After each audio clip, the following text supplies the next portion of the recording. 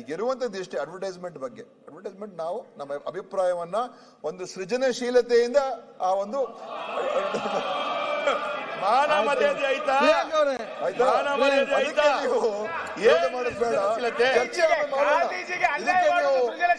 ವಿರೋಧ ಮಾಡ್ತಾ ಅವಶ್ಯಕತೆ ಉತ್ತರ ಕೊಡ್ಲಿಯಪ್ಪ. ಯಾಕೆ ನೀವು ಸುಮ್ಮನೆ ಟೈಮ್ ಆಯ್ತು ಇಲ್ಲಿ? What is this? ಮಾನ್ಯ ಅಧ್ಯಕ್ಷರೇ, ಇದನ್ನೇ ಬೇರೆ ಚರ್ಚೆ ಮಾಡ್ಲಿಕ್ಕೆ ಇಲ್ವಾಗತ್ತೆ?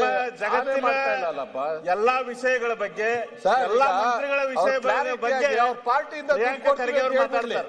ಡಿಪಾರ್ಟ್ಮೆಂಟ್ ಬಗ್ಗೆ ಆಯ್ತು, ಕುತ್ಕೊಳ್ಳಿ. ಸದೇಶ್ ರಾಮಮೂರ್ತಿ ಮತ್ತು ಕೃಷ್ಣ ಅವರೇ, ಪಾರ್ಟಿಯಿಂದ ಕೊಡ್ತೀವಿ ಅಂತ ಹೇಳ್ಬಿಡ್ಲಿ ಸರ್, ಮುಗೀತು. ದಿನೇಶ್ ಗುಂಡೂರಾವ್ ಮತ್ತೆ ಸರ್ಕಾರದಿಂದ ದುಡ್ಡು ಹೋಗಿರೋದ್ರ ಬಗ್ಗೆ ಮಾತಾಡಿಲ್ಲ ಅವರು. ಪಾರ್ಟಿಯಿಂದನೂ ಕೊಡಿಸ್ತೀವಿ. ತಗೊಳ್ಳಿ.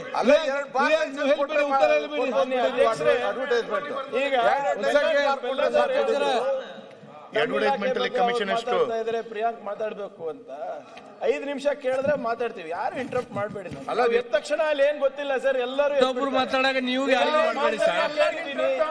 ಅವ್ರ ಮಾತೆಲ್ಲ 3 to 5 minutes. ಅಲ್ಲ ಅಧ್ಯಕ್ಷ, ಚರ್ಚೆ ಆಗಿದೆ. ನೀವು ಮಾತಾಡಕ್ಕಿಂತ ಮುಂಚೆ ಒಂದೇ ನಿಮಿಷ ಹಿಂಗೆ ಎಲ್ಲರೂ ನಾವು ಗೌರವ ಕೊಟ್ಟು ಕೂಡ್ತೀವಿ. ಇಲ್ಲ ನಾವು ಅದಕ್ಕೆ ಕೆಡಕ್ತಾರೆ. ನೀವು ಮತ್ತೆ ನೀವು ಹೇಳ್ದಾದ್ರೆ ಮಾತ್ರ ಸಚಿವರು ಕೊಟ್ಟಾರ ಅವರು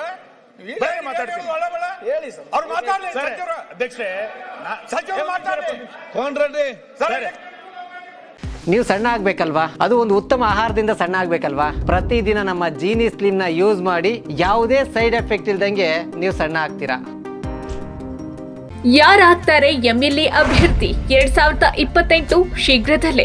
ಪ್ರತಿದಿನ ಒಂದೊಂದು ಕ್ಷೇತ್ರದ ಟಿಕೆಟ್ ಆಕಾಂಕ್ಷಿಗಳ ಸಂಪೂರ್ಣ ಮಾಹಿತಿ ಪೊಲಿಟಿಕಲ್ ಜರ್ನಲಿಸ್ಟ್ KM ಶಿವಕುಮಾರ್ ಅವರಿಂದ. ಕರ್ನಾಟಕದ ನಂಬರ್ 1 ಡಿಜಿಟಲ್ ಮೀಡಿಯಾ ನಿಮ್ಮ ನೆಚ್ಚಿನ ಕರ್ನಾಟಕ ಟಿವಿಯಲ್ಲಿ ಮಾತ್ರ.